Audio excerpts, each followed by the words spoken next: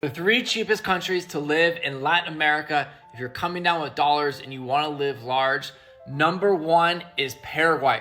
Paraguay is easily one of the cheapest places I have been.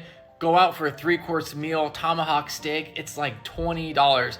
You can eat at the best restaurants in Paraguay for the same price you pay for fast food or your groceries. Properties like 1/5 the price. Everything is very cheap. One of the reasons it's so cheap is there's not a lot of, tourism. They don't have a major attraction there. So, like with Colombia, you have a lot of tourist expats going to little areas.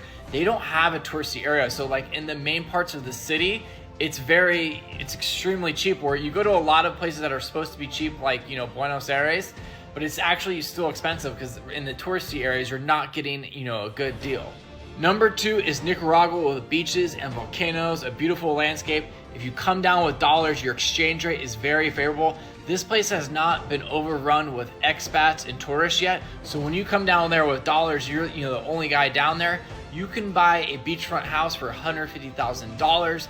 You can just live very large down there. And if you have kids, childcare, all that stuff that you're killing yourself to pay in the United States, for a fraction, you could have that in Nicaragua. And number three on the list is Colombia. Colombia is a favorite among the expats. It has really blown up the last couple of years.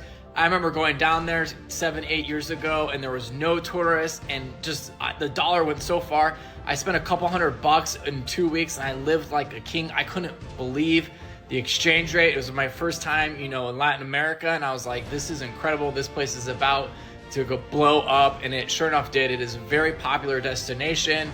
It's probably the first people go to when they go to Latin America and they want to live cheap. People, the cost of living is going up and up. People can't afford to go out and do anything in the United States anymore. And if you have a remote job, go move to South America, earn in dollars, spend in pesos. This is the way lots of people are doing it, and they're increasing the quality of life dramatically. So follow me, Bitcoin Capitalist, and check out my newsletter if you're interested in getting residencies in Latin America, or you want to link up in some of our message groups.